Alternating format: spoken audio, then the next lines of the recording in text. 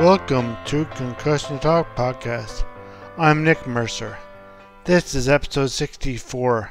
I'll be talking to Jenni Diamond and Gabi Kaplan, two occupational therapists in Toronto, to discuss concussion, brain injury, and occupational therapy.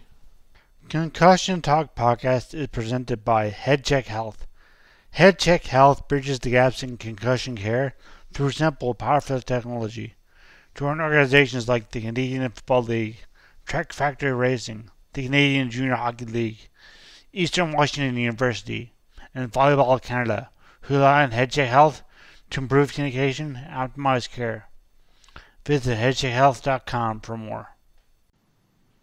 Two OTs from the Neurology Centre of Toronto? Neurology Centre. Neurology Centre of Toronto. You got it. Jenni and Gabi, and guys, just give me a background on yourselves, and while you're at it, a bit of background on why you chose OT over other rehabilitative sciences. Mm-hmm. Okay, so this is Jenni talking. So myself and Gabi, we both work at the Neurology Centre of Toronto as occupational therapists. I chose occupational therapy because I was always really interested in neurology and rehabilitation, and I also really liked physiotherapy too, but I liked with occupational therapy how there wasn't much of like a ceiling effect in terms of what you can do with your patients, and I like that it really encompassed both the physical and cognitive aspects of recovery in different populations. So that, I think, is what really ended up drawing me to occupational therapy specifically. Nice. Yeah. Gabi? So I'm Gabi. I'm also an occupational therapist at the Neurology Centre of Toronto with Jenni. And I mean, there's so many reasons why I chose occupational therapy. It's such a good, diverse, and holistic profession. I guess it started for me a bunch of years ago when my dad was in a really bad accident. And he was in hospital and in rehab hospitals. And that's really where I got my first exposure to seeing first hands-on, what occupational therapists and other rehab professionals can do. And the reason I was drawn to occupational therapy was, again, because of how I saw how diverse and how their role really, I felt like they could just do about anything. The physiotherapist obviously was able to help him get walking again, but the OT was able to help him do all of his other needs and all of his other everyday activities, which we'll probably get into a little bit more when we explain more about what OT is. That was my next question. Actually, this is a good segue. So for those, physiotherapy is very obvious, and I know all of it because I unfortunately went through it, but not unfortunately, because I'm sure you guys are. Everyone that here was great too, but people who may not know occupational therapy as well as the physio or even speech language, they're both pretty self-explanatory. But occupational therapy is not just about your job. What does it entail, and who wants to answer? Or do you both want to chip in? Gabi, looks like you've been invited. Sure. So, so that's obviously one of the challenges that we go through every day, people not really understanding what our profession is. And that's completely okay. So like you said, occupational therapy is not just about getting a job. While that is one of the factors that we do cover, and Jenni specifically covers because she works with the adult population, it's just one of the small facets of what we do. So really, if you think about the word occupation as activity or anything that you do in your day that's either important or meaningful to you, whether that's, eating, getting dressed, playing a sport, really anything that you do is considered an occupation. So if you think about it like that, we are really people that are just helping you get back to any of those meaningful activities and important activities that you do in your day. So maybe you had an accident, or maybe you were born with a certain disability, or whatever it is. We really are just helping you try and complete and perform and participate in those activities to the best that you possibly can. And I don't know if that really answers Jenni, my question. But Jenni, do you want to pitch in? I think that was a great answer. So really that word occupation, like Gabi said, it really means any of those daily things that are important to you in your life. And other examples might be, if you're a mom or you're a dad and you have kids, or you're a caregiver, these are all occupations and things that might become really challenging to you if you do have some kind of injury or illness, or have even been born with an injury or illness. Exactly as Gabi mentioned, and I guess is now a good time to transition this to what that looks like in the context of our work? Go for it. Okay. Yes, it's a great time. Okay, perfect. So in the context of concussion, so Gabi and myself work with concussion patients at the Neurology Centre of Toronto. And so what that looks like is helping these patients get back to their occupations, which often are school, work, things they like to do for fun, exercise, sports, reading. The list goes on and on depending on the person and their interests. And so it's a really awesome role for us because we really just get to help people get back to doing what they love and what's important to them. And so Gabi, do you have anything to add? And I was going to ask you before I answer, do you have anything to add to that?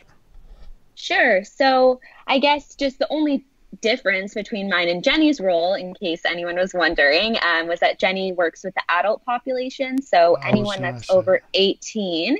And then I'm working with the pediatric population, so anyone from 7 to 17. So our roles are very, very similar. So who does someone under 7 see? So that's a really good question.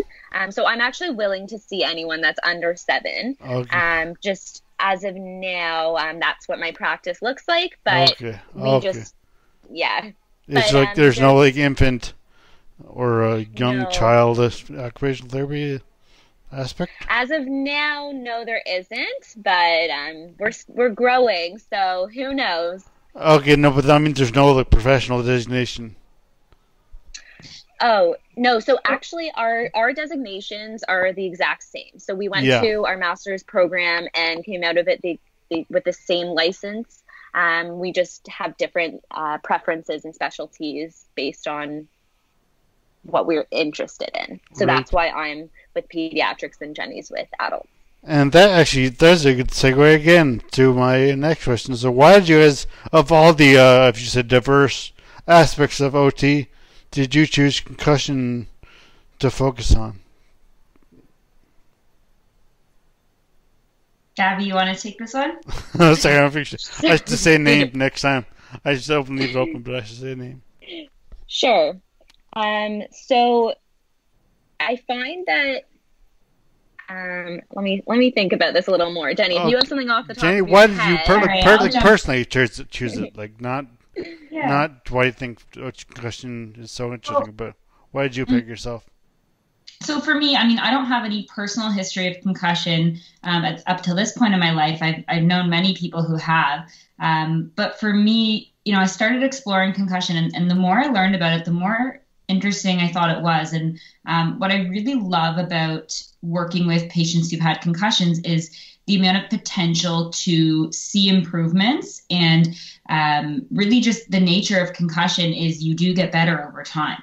And often with that, you may require certain needs or supports or additional resources, and not everyone just, gets better in a number of weeks. Of course, we know that because we tend to work with the people who do take a little longer to recover. But really you do see people get better, and that is super, super rewarding.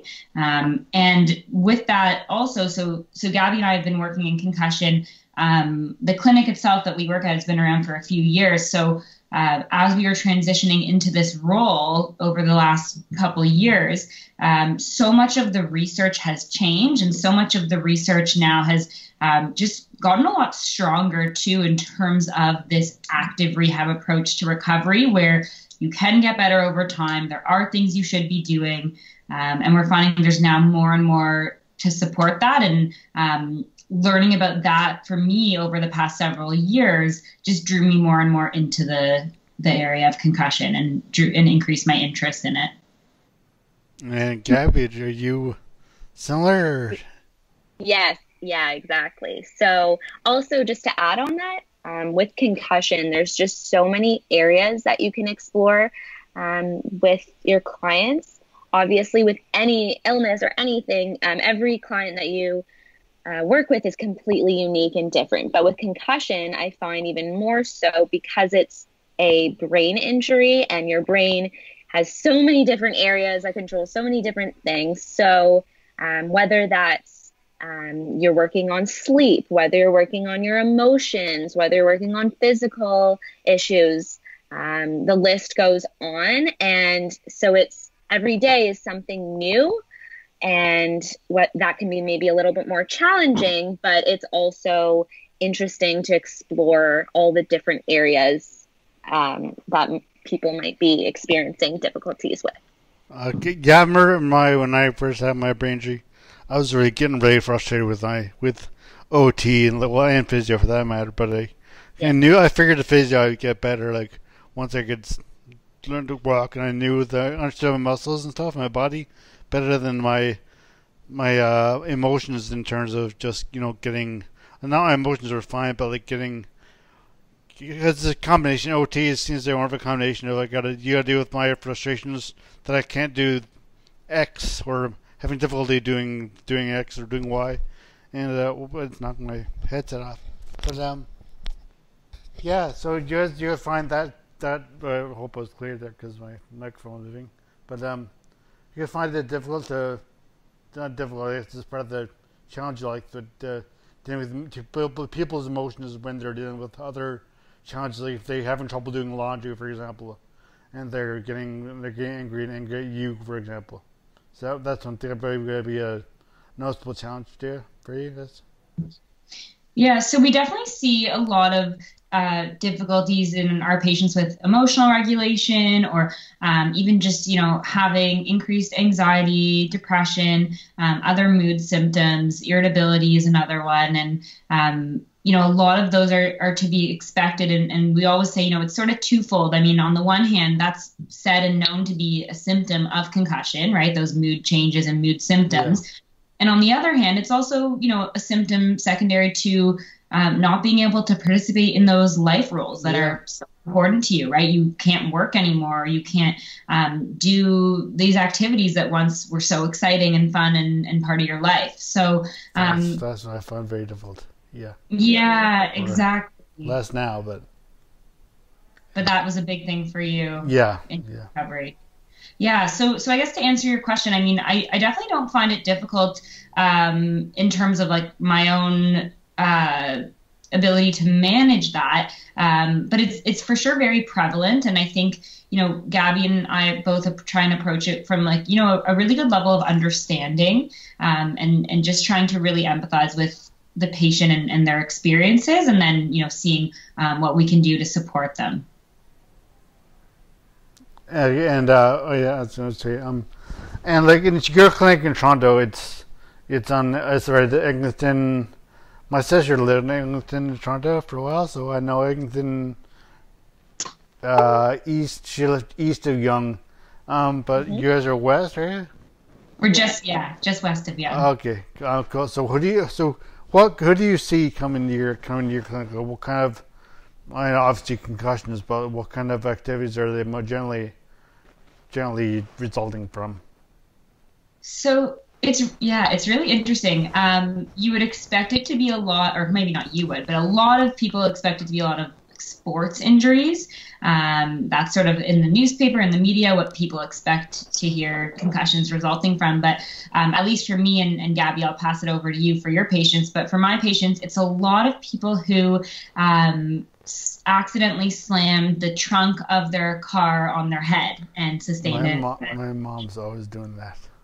And sustained a concussion from it, or did she? Well, not that you know of. I don't think so. But. Right, but you're right, and it happens all the time. And people, like not realizing there's a wall behind their head and accidentally sitting back really with a lot of impact and then slamming the back of their head on a wall or a ceiling that's too low. So I get a lot of those type of injuries. I was actually my most recent interviewees, podcastees, whatever you call them, was Charlie Skinner from UK, from London, and she did that. She slammed her head against the back of a back wall there. Got herself a bad brain injury, or yeah. No. So was it her? Someone did it. Yeah, you hear of those all the time, right? Those fluky sort of injuries. We at NCT we call it, and NCT is the short form for Neurology Centre of Toronto. So okay. at the clinic at NCT we call it headspace awareness. Okay. So these people who have a lack of that headspace awareness, and it's all of us. It's me, it's you, it's everyone. But some people just get luckier or unluckier than others, and yeah. So I would say that, plus for me also a lot of motor vehicle accident individuals who were in motor vehicle accidents and sustained a concussion following that. Okay. And Gabi, is it? Well, I mean, because you're dealing with mostly under your population is under 17 or under, would you say more under 10 or would you say? It ranges. It ranges. But yeah, just like Jenni said.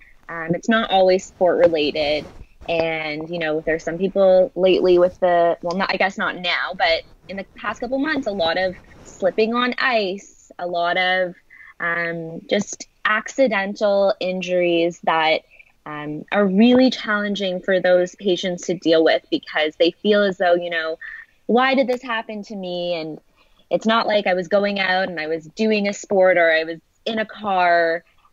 So those ones are really hard to deal with for the patient themselves, for sure. But yeah, just like Jenni said, it's a whole gamut and range of different things that can cause a concussion, and not even just a hit to the head. It could be a hit to the body or a hit to the neck.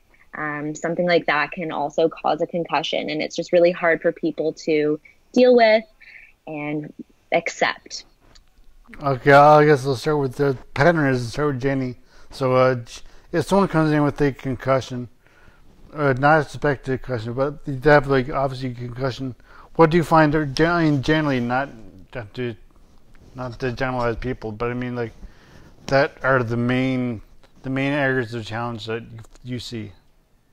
So what are the biggest challenges that I see? Yeah, that's very better. So I'm not sure.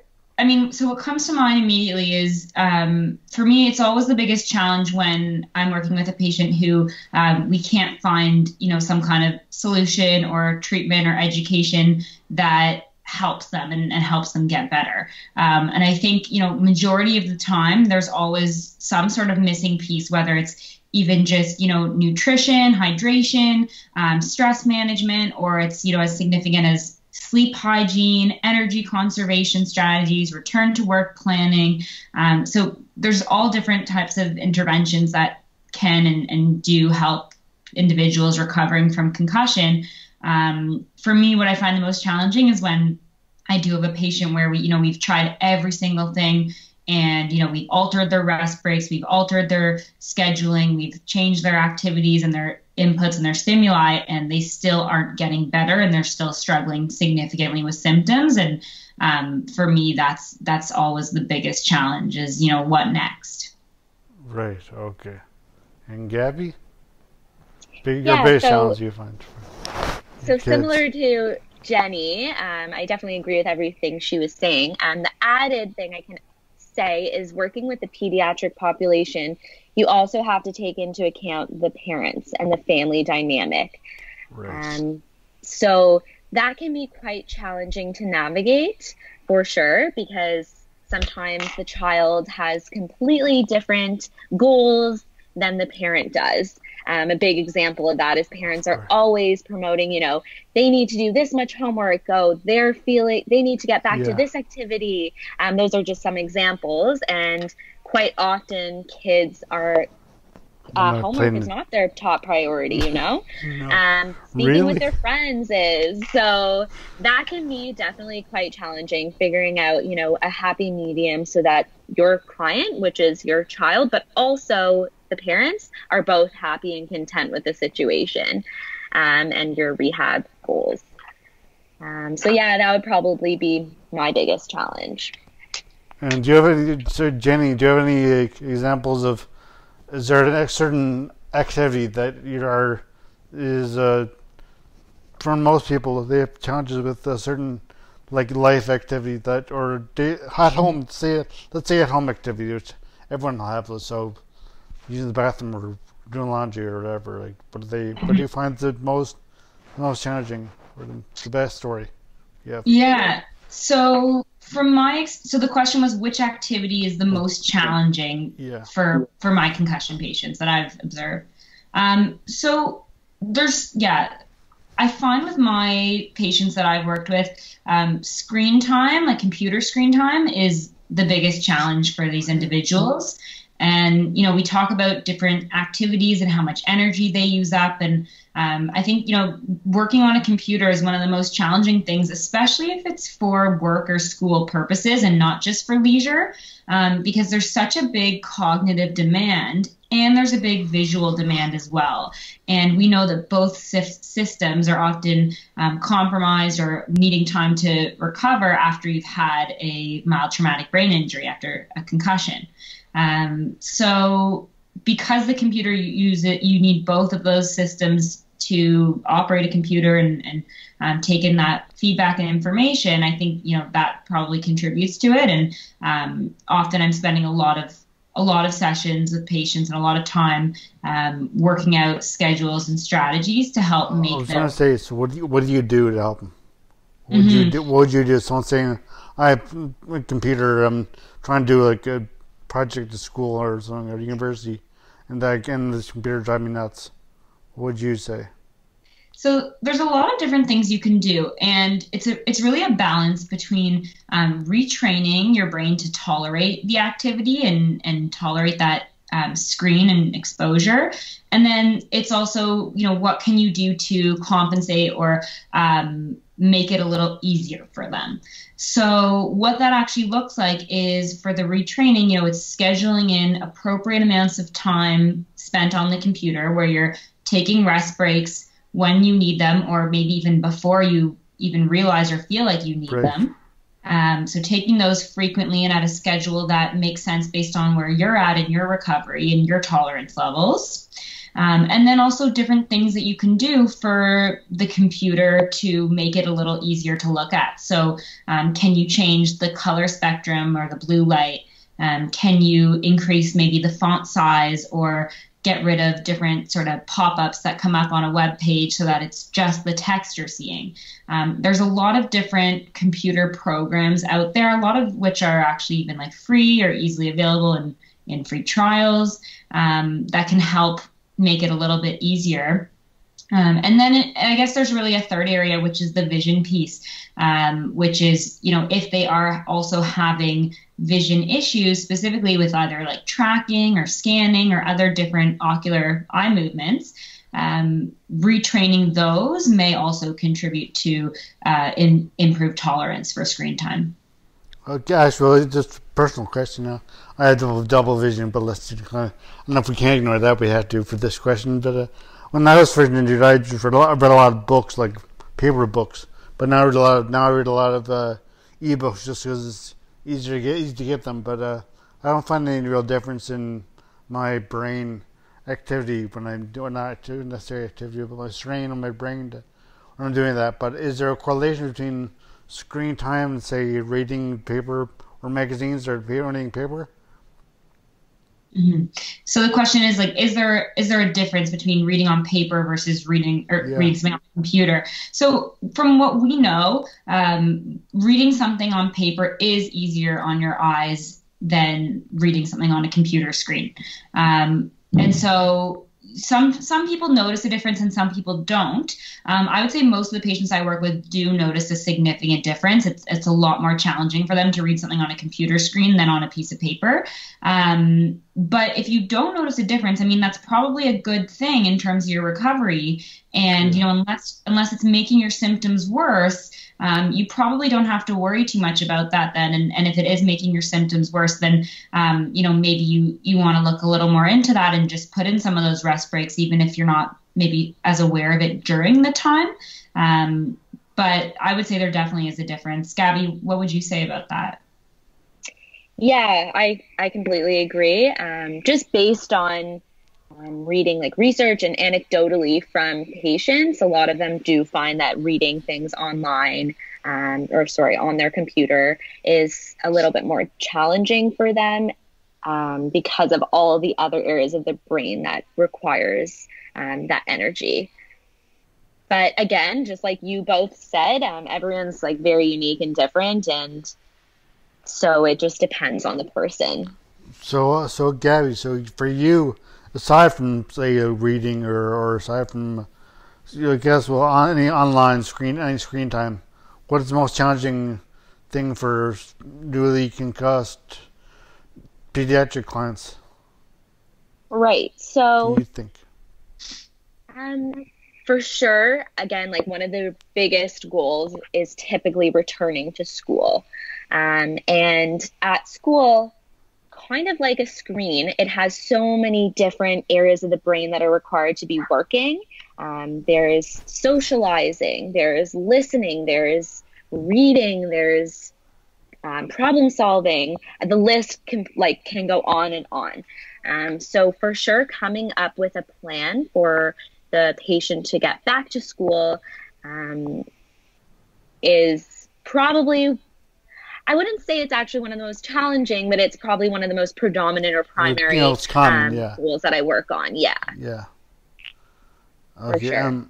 And I guess for both of you now, like I know like frustrations, of course, that I was experiencing frustrations of not being able to do, like anybody, not being able to do what I used to do. But do you find there are a lot of frustrations with, say, I guess, common between both of you is at home, frustrations for at home stuff they can no longer do or do well. So I guess I'll start with Gabi. I'll mix it up this time.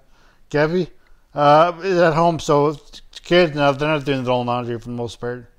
Somewhere I'm sure, but most part it's not. But what do you find is the biggest challenge they have frustration that kids have at home?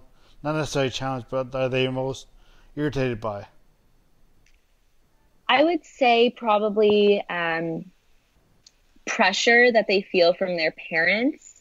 I think that a lot of my clients, because of their age, maybe aren't as articulate at explaining, what's going on inside and how they're feeling. So parents and peers and siblings don't really understand what's going on. And some people, when they look at the clients, they'll say, oh, they're fine. They just sat with me for half an hour and we ate dinner and they were totally fine. Yeah. But then after that meal, they had to go and they had to rest and they couldn't get out of bed, let's say. So the issue is that a lot of parents and peers and friends are seeing them at when they're optimally have the most energy, let's say, and they think they're fine. And then it's a huge challenge for a lot of my clients because they feel that they're not heard. And it's just, I'd say that's probably one of the biggest issues. Sorry, now I'm just trying to remember what the question was, but just frustrations. But Exactly. So they just feel very frustrated that no one really understands what's going on. Mm-hmm. Yeah, no, I was going to say, because that's sorry, go ahead there. Don't cut you off. Say this is this whole invisible injury type of situation where people feel, it would be easier if I just broke my leg and everyone could see me wearing this cast, as opposed to a brain injury where it's hard because you look at the person and a lot of the times, they look like they're doing okay, but really inside they're not. Yeah, no, I found actually frustration from the because what you're saying, then your student friends and family see a patient or a client as in the optimal time when they've rested and done all the work that you guys would do prepare for them. They rest and they eat well and they do stuff. So then when they see their friends or family, they're fine, but then they have to rest. And I found that to be very frustrating. That I would do a lot of work just to prepare to when this was early on. Now it's different, but it's been away from my injury for 17 years. But but I found that to be very aggravating as well. And as again, like the same thing. Like when I was first injured, I was in a wheelchair. It was first 6 months, no, 8 months, or whatever. And for 6 months, I was in a wheelchair, so it was very obvious that I was having trouble. But then when I got out of the wheelchair, I hated using the walker. I hated using. I couldn't use a cane because my left hand, right hand coordination was not very off. And so when I started walking alone, without any support, that was big for me, but also very frustrating because people would see it and wouldn't understand that you actually had what was wrong with you. I thought you were drunk or you broke your leg. I told the kid I had my leg broken for years. I feel bad about it now, but so Jenny, your frustrations, not your frustrations, you find with clients. What do they find? What do you find their biggest frustrations are when they're at home, like laundry, cooking, or whatever? I think, I guess I'll speak to even the situation right now with the pandemic and everyone being home. What I'm noticing right now, because I'm still seeing patients virtually, so Gabi and I are fortunate we do a lot of actually virtual sessions even before the pandemic started, because we see people not just in Toronto but anywhere in Ontario, and they can do a video appointment with us or a phone call. So because it's on your OHIP. So it's not OHIP. So patients pay either through private insurance or benefits, or they pay otherwise out of pocket.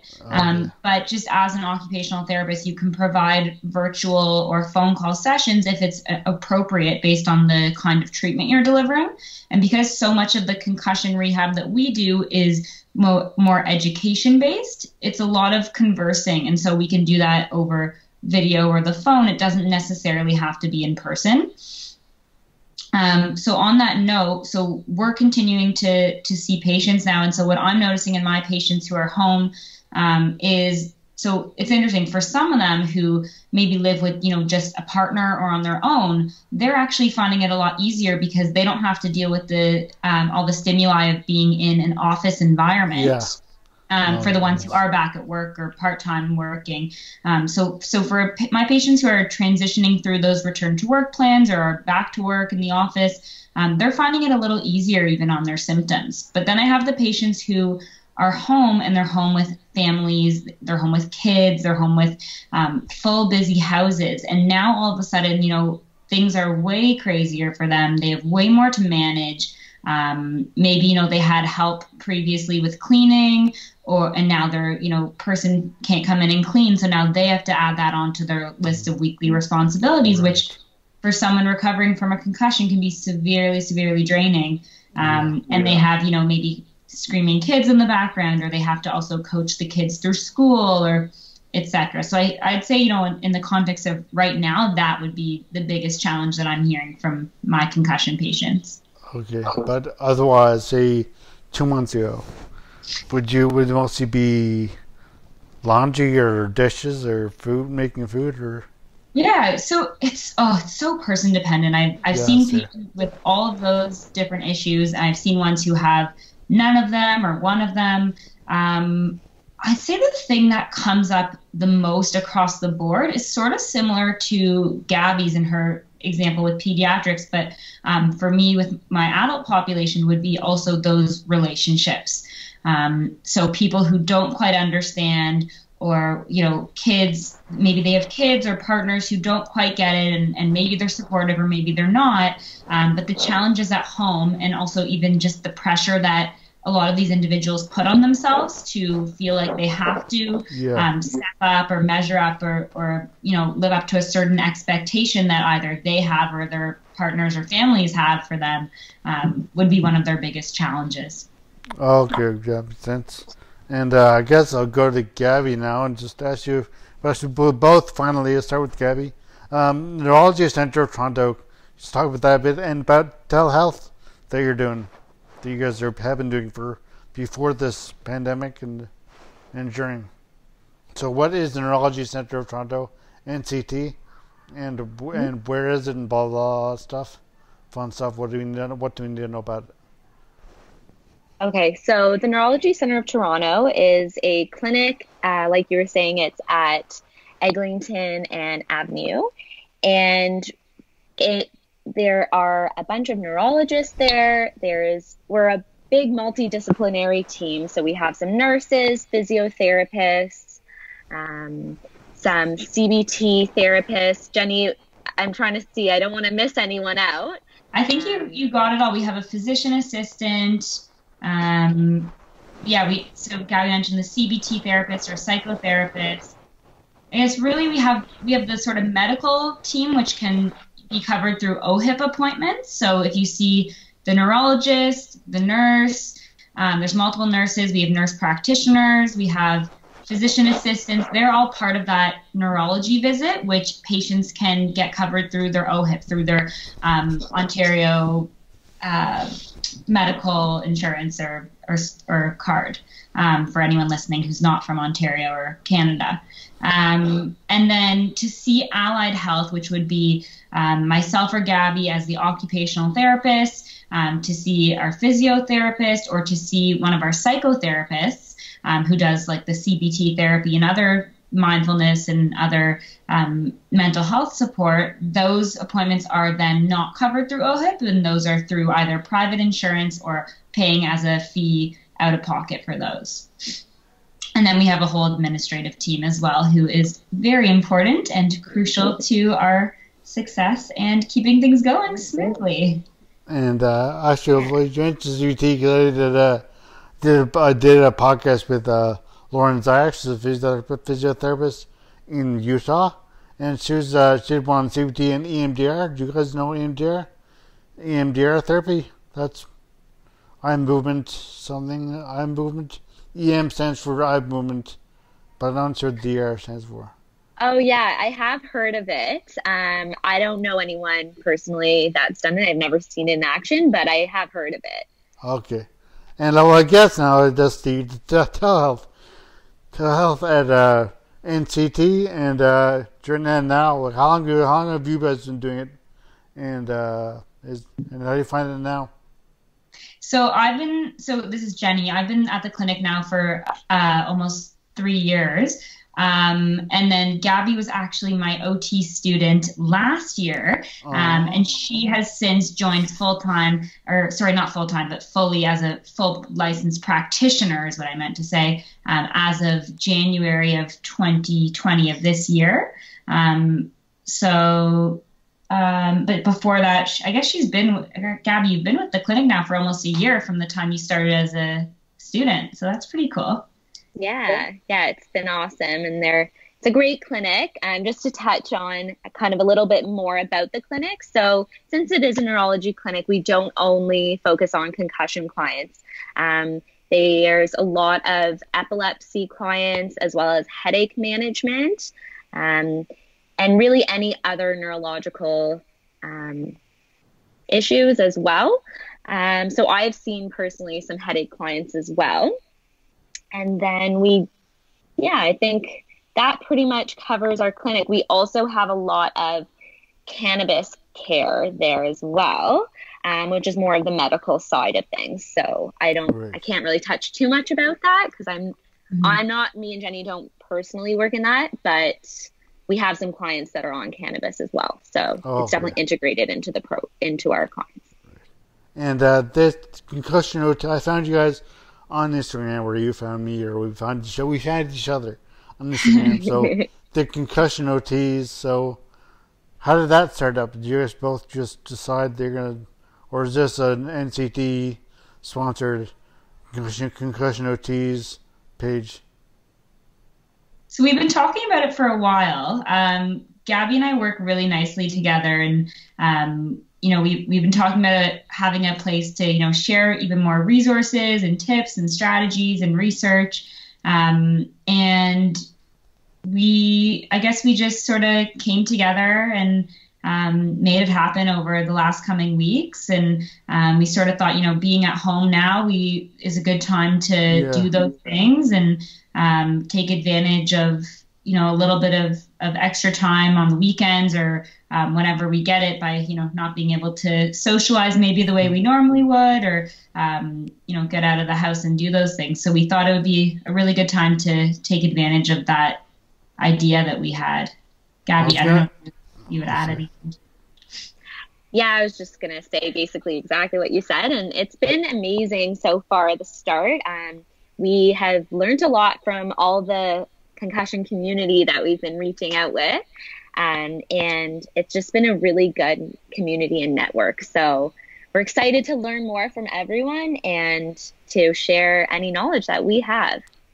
Well, before I get into all the content, I had to find you guys online. But first, how are you guys doing with this lack of socialization, as Jenni mentioned? And do you guys use any of your own strategies to cope with this new situation that you find difficult?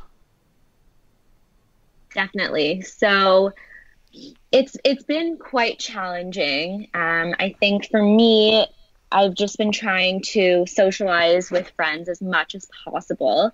But I am grateful for the fact that I am not having any symptoms when I'm looking at a screen for a long time. As opposed to, of course, like a bunch of our clients are having challenges with that. So one of the things that I've been telling my clients is, you can FaceTime, but maybe shut your screen for a little, or maybe focus on phone calls, and take those rest breaks before you have that phone call or that Zoom meeting. And if you need to step out for a little, that's okay. So it's just like any other activity that you normally would be doing, but just try and implement those rest breaks. And I've been trying to do them myself now too. We tell our clients a lot, find something that's a true rest break. So that could be something like deep breathing or meditating or listening to relaxing music. And now that I have this time on my hands, I've been trying to do those activities more than I did in the past. And I think I see a guitar in your background. Yeah.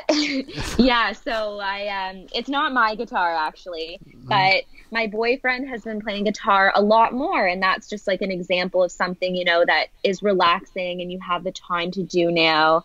Trying to You're gonna learn? Find some. Are you gonna learn while you're home? I have tried to play guitar and I'm not very good at it, and it gets me frustrated. So I'm trying to prevent doing things that get me frustrated. I have been doing a lot of art, and I've been focusing on the graphics of our Instagram account. So that's been taking up a good amount of time and getting my creative outlet in a professional and functional good way. So that's what I've been doing. But yeah, just trying to keep busy and also staying in shape. But Jenni can get a little bit more into that. So I guess, so I'm also a personal trainer. I'm an occupational therapist and a personal trainer. So I have two separate practices actually. So, but a lot of those skills are really helpful in both ends. So with my concussion patients, I can really help them a lot more with their exercise programming and, knowing what heart rates to work at and building that up based on also what the concussion research is. And then with my personal training clients, I also have additional knowledge in ergonomics and proper workstation setup. And so for those personal training clients who are now like working from home, making sure they're not leading to other injuries that way. And, but yeah, so sorry, what was the question again? It was about how do you deal with this whole isolation? So I guess so exercising for sure is one. I mean, trying to make a point to stay active. Normally, what kind of exercise do you do? How much exercise do I do? What kind do you do? Like just weights or yoga or Pilates or running? Yeah, so I do a lot of strength training and cardio would be like the two types of things. So as a personal trainer, I train people through strength training. And then I also just do cardio myself just for general health and wellness. I've done yoga classes. I've done Pilates classes. I do like to mix it up. I've done boxing. I've done rock climbing. I've done almost everything you can think of from a physical activity perspective. And of course, not all of those things can be done right now. the rock climbing specifically, for example. But most of these other activities can be done at home virtually. So I'm definitely making a point to stay active, especially because normally in my day-to-day, I'm, up and down a lot more, even just, going to the clinic and back. There's some walking involved there, and with patients or with clients, standing up and sitting down, and, being at home, you're not leaving as much. So I'm trying to make sure that I'm staying active. And I think even more than that, like also just getting outside. So sometimes in the day, I'll, even if I don't have maybe time or the opportunity to go for an actual walk and get fresh air, I'll just even, open a door or open a window and just like breathe and feel that fresh air. Because I think it's so important to just even step out and have that feeling and connection to being outside.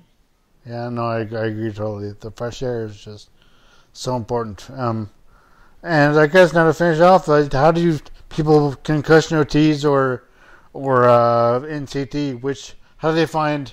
Let's start off with concussion OTs. How do they find you guys, and where do they find you guys? Yeah, so you can find us either on our Instagram page, which is the.concussion.ots, spelled OTS. So it's the word the concussion OTs with periods in the middle of those words. So you can find us there. You can also contact the clinic directly. I have an email address as well you can reach me at, which is Jenni, JENNI .diamond, DIAMOND, at neurologycentertoronto.com. And that's center spelled CENTRE, for anyone who's maybe in America versus Canada. Yeah, exactly. And then you can always just contact our clinic directly with either a phone call or the admin email. So the admin email, I believe it's just admin@neurologycentertoronto.com. So that's the admin one. And then you can always just give us a phone call too. And that's 416-860-7554. That's to the center or to the OT department? That's for the center, and then from there they can direct you to the OT department, or if you don't just need OT, if you need physiotherapy or psychotherapy or just a general neurology appointment as well, that phone number will take you to any of those. Great, thanks. And Gabi, how do they find you? Or is there any more of are you online that you'd like to share, or just concussion OTs? Mm-hmm. Yeah, so it's just how Jenni explained it. You can reach us through the concussion OTs. You can send us a direct message, comment on our pictures, or give us a follow would be great. And then through the clinic as well. Great. Okay. Well, thank you guys so much for being on my podcast. I saw you guys and I thought my cousin actually, Catherine. Hi, Catherine. If she's listening in Nova Scotia, she's also into OT. But it's just, I saw you guys and I thought it'd be great to reach out and see if you guys want to talk. And you guys are obviously excited to talk because your concussion. So it's been a great chat. And is there anything else you'd like to add before we sign off at all? Just, take care of yourselves. It's a challenging time. I think, just generally words of wisdom, concussion or not, is, don't be too hard on yourselves, especially during this time right now with the COVID-19 pandemic. I think there's even a lot of my patients, our goals are now just to make sure things don't go backwards and just, at least remain like status quo and not worry too much about progressing and achieving these big goals, because a lot of them do have these added stressors and, really just prioritizing self-care, whatever that looks like for you. Great. So thank you, Gabi and Jenni and Gabi, and also your two students listening. We got Sydney and Gabriella, or Gabriella. Gabriella. And Sydney. Yeah, we have two students helping us out right now who've been amazing. So. Well, thank you all. Thank you so much. Yeah. Thank you so much, Nick. It was such a pleasure to meet you and allow us to share our thoughts. Thank you. So thank you again. Thanks, Nick. Thanks. You can find the Neurology Centre of Toronto, including Jenni and Gabi, on the website or on Facebook, or you can visit the .concussion.ots and find Jenni and Gabi there. Also, you can please visit my website at www.concussiontalk.com, and you can find me on all social media, Instagram, Twitter, Facebook, at Concussion Talk. Thank you so much, and thank you all for listening. I hope you listen again soon. As always, music at the beginning of this podcast is by Ben Sound, www.bensound.com.